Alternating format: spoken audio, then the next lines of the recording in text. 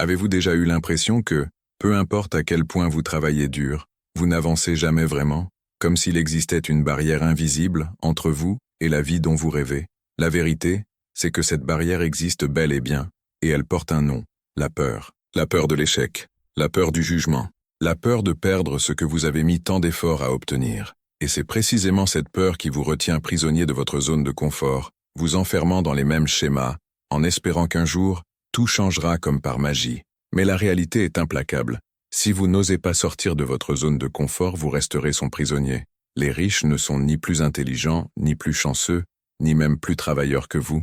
Ils ont simplement compris quelque chose que la majorité ignore. La croissance commence là où la peur s'arrête. Et c'est exactement ce que nous allons explorer aujourd'hui. Comment briser ces chaînes invisibles? Comment transformer la peur en force et surtout comment faire le premier pas vers la liberté financière? Prêt?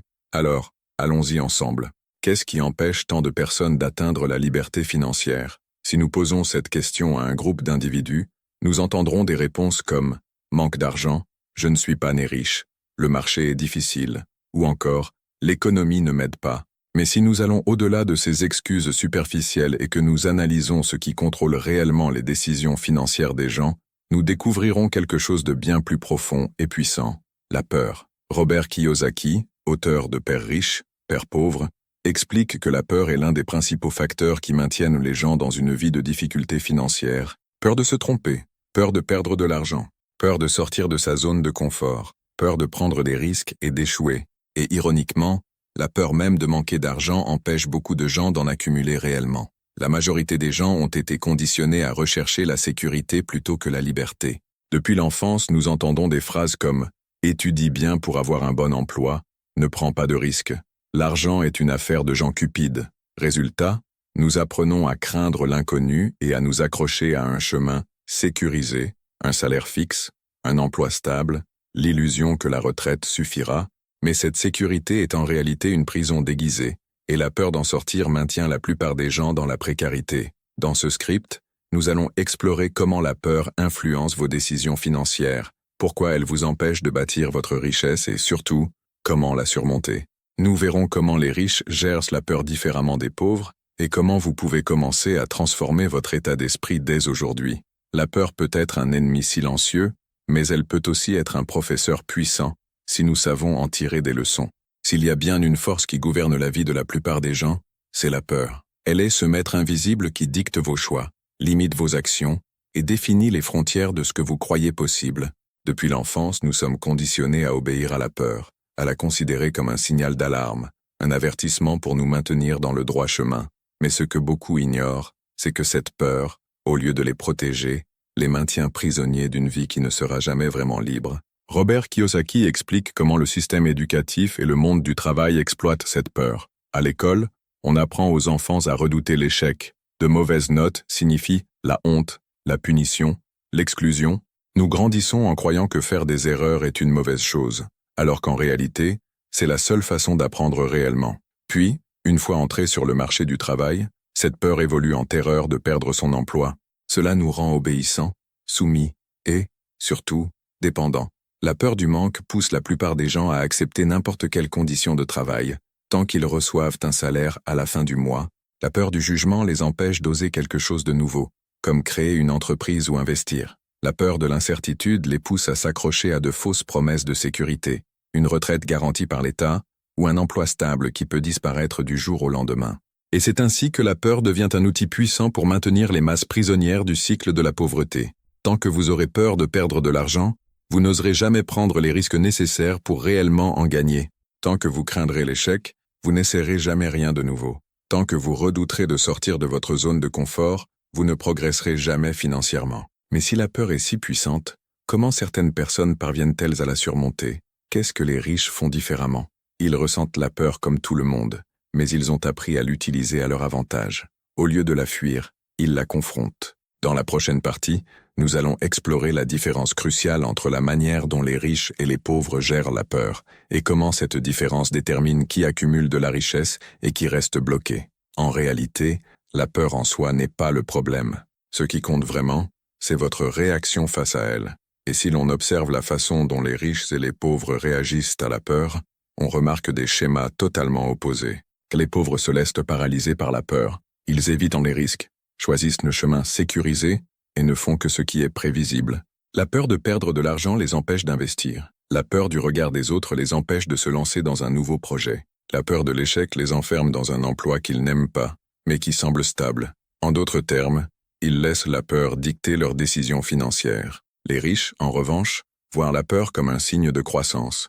Ils comprennent qu'il y aura toujours de l'incertitude lorsqu'on prend des risques, mais ils savent que les plus grands gains viennent de la capacité à affronter cette incertitude.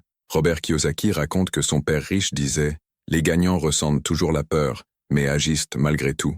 Au lieu de fuir la peur, les riches la regardent en face et apprennent à la gérer. » Prenons l'exemple de l'investissement. Beaucoup de gens ont peur d'investir parce qu'ils pensent qu'ils pourraient perdre de l'argent. Alors, ils préfèrent garder leur argent sur un compte épargne, où l'inflation en ronge lentement la valeur. Les riches, en revanche, étudient et comprennent le fonctionnement des investissements. Ils savent qu'il y a toujours un risque, mais ils apprennent à le gérer.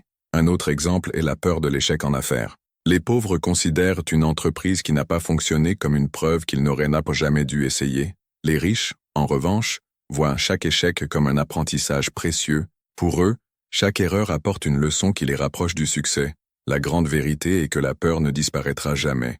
Elle fait partie de la nature humaine. Mais la différence entre ceux qui construisent leur richesse et ceux qui restent bloqués dans la précarité réside dans leur réaction face à cette peur. Les pauvres s'y soumettent. Les riches l'utilisent comme un carburant pour grandir. Maintenant que nous avons compris cette différence fondamentale, nous devons aller plus loin. Comment pouvons-nous reprogrammer notre esprit pour gérer la peur comme le font les riches? Nous allons explorer cela dans la prochaine partie. La manière dont nous gérons la peur n'est pas quelque chose d'immuable. En réalité, c'est un schéma de pensée qui peut être reprogrammé. Le problème, c'est que la plupart des gens ne réalisent jamais que leurs croyances financières ont été façonnées par la peur depuis leur enfance. Nous avons grandi en entendant des phrases comme « L'argent ne pousse pas sur les arbres ». Mieux vaut un oiseau dans la main que deux dans le buisson. Investir est trop risqué. Mieux vaut laisser l'argent sur un compte épargne. Entreprendre, c'est pour une minorité, il vaut mieux un emploi stable. Ces phrases paraissent anodines, mais ce sont en réalité des programmations mentales qui renforcent la peur et la mentalité de rareté. Si vous croyez que l'argent est difficile à gagner et facile à perdre, vous agirez de manière conservatrice, en évitant les opportunités. Si vous pensez que l'échec est honteux, vous n'oserez jamais essayer quelque chose de nouveau. Alors, comment changer cet état d'esprit? Le premier pas est d'identifier vos croyances limitantes. Demandez-vous, quelle peur financière vous empêche de progresser? Avez-vous peur de perdre de l'argent? Peur d'investir? Peur d'entreprendre? Peur d'échouer? Le deuxième pas est de changer votre relation avec l'erreur et le risque. Robert Kiyosaki enseigne que l'échec n'est pas l'opposé du succès. Il fait partie du chemin vers le succès. Au lieu de craindre l'erreur, les riches apprennent de celle-ci. Chaque mauvais investissement, chaque entreprise ratée, chaque mauvaise décision financière est une leçon précieuse. Le troisième pas est de chercher à acquérir des connaissances et à passer à l'action. La peur naît souvent de l'ignorance. Plus vous en apprenez sur l'argent, les investissements et les affaires, moins la peur a de pouvoir sur vous. Si vous avez peur d'investir, commencez par apprendre. Si vous avez peur d'entreprendre, renseignez-vous sur le monde des affaires. Mais ne restez pas bloqué dans la théorie. Il est essentiel de franchir le premier pas et d'expérimenter. La peur ne disparaîtra jamais complètement, mais elle peut être maîtrisée. La différence entre ceux qui bâtissent leur richesse et ceux qui restent prisonniers de la médiocrité réside dans la décision d'agir malgré la peur. Dans la prochaine partie, nous allons parler de la grande illusion de la sécurité financière et pourquoi elle est le plus grand piège qui maintient les gens dans la pauvreté. La majorité des gens passent leur vie entière à rechercher la sécurité. Ils veulent un emploi stable, un salaire fixe, des avantages sociaux, un plan de retraite garanti.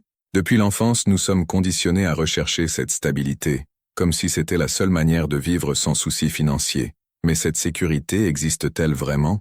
Robert Kiyosaki affirme que l'idée de sécurité financière est l'un des plus grands pièges qui maintiennent les gens dans la pauvreté. Le monde a changé, mais beaucoup de personnes suivent encore des conseils financiers d'un autre temps. Autrefois, il était possible de travailler 40 ans dans une même entreprise et de prendre sa retraite avec une pension suffisante pour vivre confortablement. Aujourd'hui, cette réalité n'existe plus. Les entreprises licencient du jour au lendemain, les gouvernements traversent des crises financières et l'inflation érode le pouvoir d'achat au fil du temps. Pourtant, de nombreuses personnes restent prisonnières de cette illusion. Elles passent des années à croire qu'un emploi stable est la réponse pour finalement découvrir trop tard qu'elles ont été trompées par le système lui-même. Et la raison principale? La peur. La peur de l'inconnu pousse les gens à éviter de prendre le contrôle de leurs finances. Il est plus facile de suivre le courant et de faire confiance à son employeur ou au gouvernement que d'assumer la responsabilité de construire sa propre richesse. Les riches comprennent que la véritable sécurité ne réside pas dans un emploi, mais dans les connaissances et les actifs qui génèrent des revenus. Tandis que la majorité des gens recherchent un salaire, les riches créent des sources de revenus passifs, ils savent que l'argent doit travailler pour eux et non l'inverse. La réalité, c'est que la seule manière d'atteindre une véritable sécurité financière est de prendre des risques calculés. Ceux qui comprennent cela commencent à investir, à entreprendre et à construire leur patrimoine, tandis que ceux qui restent prisonniers de l'illusion de la sécurité finissent par souffrir en réalisant que la stabilité n'a jamais été réelle. Dans le prochain passage, nous parlerons du rôle de la zone de confort et de la manière dont elle vous empêche de progresser financièrement. S'il y a un endroit où la peur retient la plupart des gens prisonniers, c'est bien dans la zone de confort. C'est cet espace mental et émotionnel où tout semble sûr et prévisible, où il n'y a aucun risque apparent et où l'on suit la routine sans grand bouleversement. Mais comme l'explique Robert Kiyosaki, c'est précisément cette fausse impression de sécurité qui empêche tant de personnes de progresser financièrement. La zone de confort est dangereuse parce qu'elle nous fait croire que tout va bien, même lorsque ce n'est pas le cas. Quelqu'un qui travaille depuis 10, 20 ou 30 ans dans le même emploi peut penser qu'il a une certaine stabilité, mais en réalité, il devient de plus en plus vulnérable. Si un jour il est licencié, il réalisera à quel point il dépendait de cette unique source de revenus, et quand cela arrive, la peur prend le dessus, car aucune alternative n'a été préparée. Qu'est-ce qui empêche les gens de sortir de cette zone de confort? La peur de l'inconnu. Investir semble risqué. Entreprendre paraît compliqué. Apprendre à gérer son argent semble difficile. Alors, ils préfèrent rester là où ils sont, même s'ils savent que cette sécurité est illusoire. Mais les riches pensent différemment. Ils comprennent que la croissance n'est possible qu'en dehors de la zone de confort. Robert Kiyosaki parle souvent de la manière dont son père riche encourageait l'inconfort comme outil d'apprentissage. Il disait « Si tu veux devenir riche, tu dois te sentir à l'aise dans l'inconfort. Cela signifie être prêt à se tromper, à prendre des risques et à évoluer en permanence. Si vous ressentez de la peur à l'idée d'investir, c'est un signe que vous devez en apprendre davantage sur les investissements. Si vous avez peur d'entreprendre, cela signifie que vous devez développer des compétences dans ce domaine. L'inconfort n'est pas quelque chose à éviter, mais plutôt un guide qui indique là où vous devez progresser. Le problème, c'est que la plupart des gens ne réalisent ce piège que lorsqu'il est trop tard. Ils passent leur vie dans leur zone de confort, évitant les risques, et ne comprennent leur erreur que lorsqu'ils sont confrontés à une crise financière, mais ceux qui prennent conscience de cela assez tôt peuvent agir avant qu'il ne soit trop tard. Dans la prochaine partie, nous allons parler de ce qui différencie réellement les riches des pauvres dans leur manière de prendre des décisions financières. S'il y a un facteur qui sépare les riches des pauvres, c'est la façon dont ils prennent leurs décisions financières. Alors que la majorité des gens prennent des décisions basées sur la peur et le besoin immédiat, les riches pensent de manière stratégique, en envisageant le long terme et en prenant le contrôle de leur argent.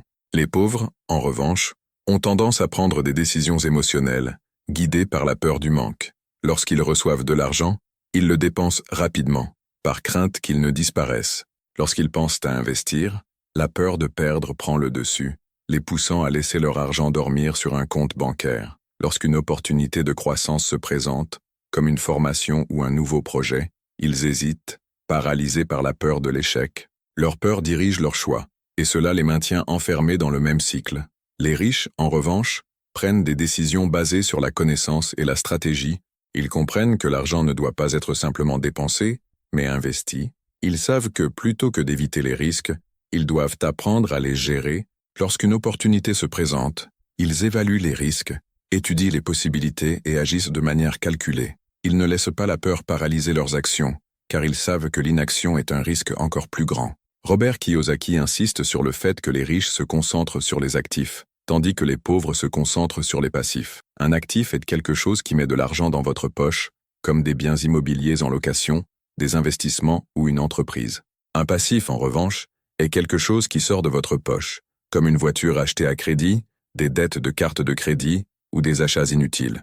Alors que les pauvres dépensent leur argent dans des choses qui ne font qu'augmenter leurs dépenses, les riches utilisent leur argent pour acquérir des actifs qui génèrent encore plus d'argent. Cette différence dans la manière de penser et de prendre des décisions et ce qui crée les inégalités financières. Ce n'est pas simplement une question de chance ou de talent, c'est une question de mentalité. Ceux qui apprennent à prendre des décisions comme les riches commencent à accumuler de la richesse, tandis que ceux qui prennent des décisions basées sur la peur restent piégés dans la précarité. Maintenant que nous avons compris cette différence, il reste une question essentielle. Comment entraîner votre esprit à penser comme les riches et commencer à agir différemment dès aujourd'hui?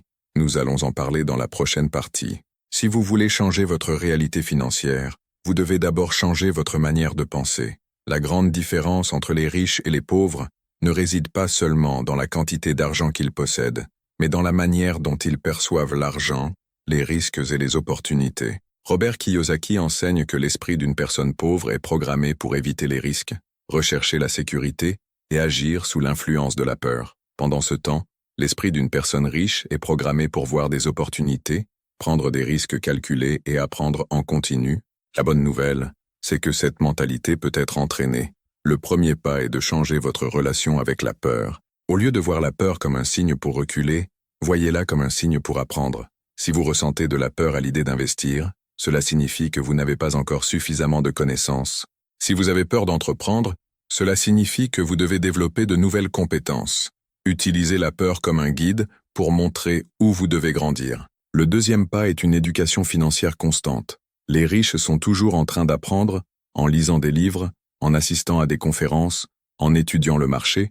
Plus vous comprenez l'argent, moins il vous contrôle. Commencez par des livres comme Père riche, Père pauvre, et allez au-delà, en étudiant les investissements, les affaires et les finances personnelles. Le troisième pas est d'agir avant de se sentir prêt. Beaucoup de gens attendent d'être à 100% préparés avant de commencer quelque chose de nouveau. Mais cette attente peut durer toute une vie. Les riches comprennent qu'il n'y a jamais de moment parfait. Il faut faire le premier pas et apprendre en chemin.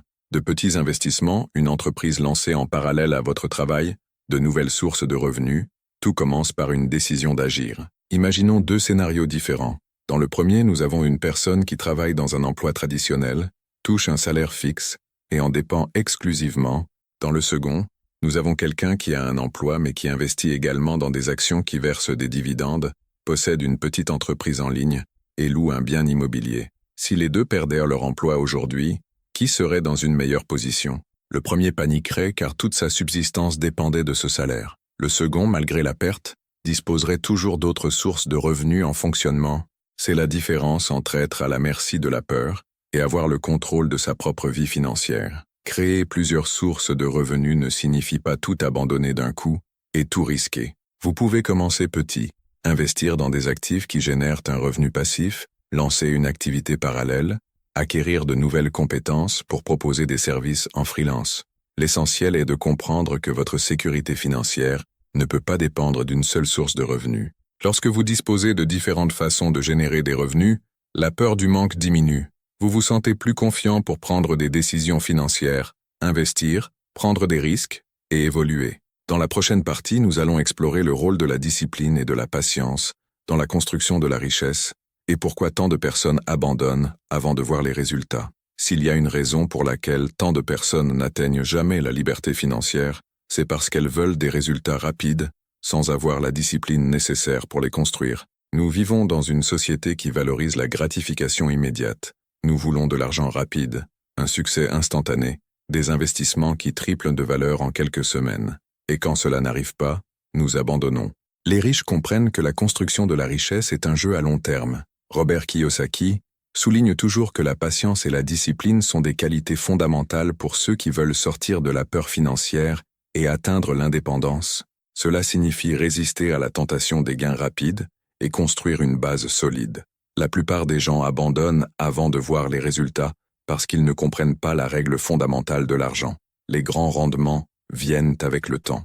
Un investissement bien placé peut prendre des années avant de générer des résultats significatifs. Une entreprise peut mettre du temps à devenir rentable.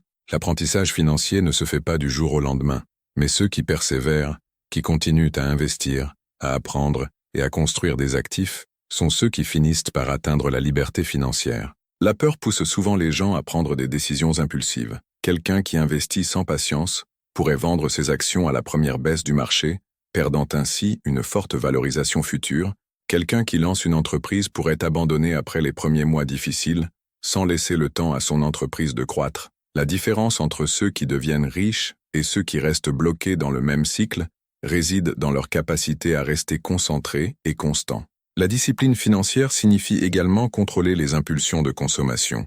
Beaucoup de gens dépensent de l'argent pour des choses dont ils n'ont pas besoin, simplement pour ressentir un plaisir immédiat, mais cela les éloigne de l'indépendance financière. Les riches font l'inverse. Ils sacrifient le plaisir momentané pour garantir un avenir sûr et prospère. La peur peut vous pousser à chercher des raccourcis ou à abandonner trop tôt, mais la patience et la discipline sont vos meilleures armes contre ce piège. Si vous voulez vraiment devenir riche, vous devez penser à long terme. Dans la prochaine partie, nous allons conclure ce parcours avec une réflexion puissante sur la façon de transformer la peur en un allié pour votre liberté financière. Kiyosaki insiste sur le fait que la clé de la richesse ne réside pas seulement dans le travail acharné, mais dans le fait d'apprendre à gérer l'argent, d'investir et de prendre des décisions stratégiques. Il défend l'idée que l'éducation financière est essentielle pour transformer notre rapport à l'argent et que ceux qui maîtrisent cette compétence parviennent à construire de la richesse sur le long terme. En fin de compte, le message principal est le suivant. Ne laissez pas la peur contrôler vos décisions financières.